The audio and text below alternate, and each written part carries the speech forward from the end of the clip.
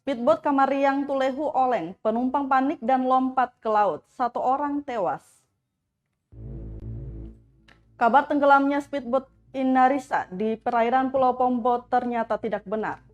Angkutan laut tujuan Tulehu, Maluku Tengah yang bertolak dari desa Kamariang Seram bagian barat itu hanya sempat oleng setelah dihantam ombak. Hal itu diungkapkan Kapolresta Pulau Ambon, Kombes Pol Leo Simatupang saat dikonfirmasi tribunambon.com Senin 20 Desember 2021 siang. Dijelaskan dari keterangan saksi atas nama Clara Putirulan, para penumpang sontak melompat ke laut saat speedboat oleng ke kanan.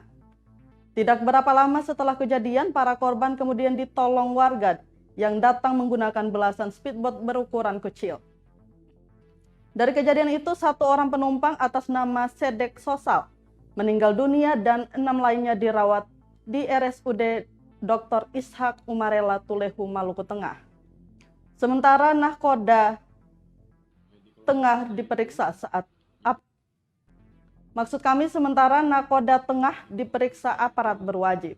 Jadi ada ombak sehingga speed Inarisa ini oleng sehingga penumpang yang ada di dalam speed itu maupun ada yang di atas lompat. Ada 5 orang yang lompat dan mengakibatkan 1 orang dengan inisial SO meninggal dunia.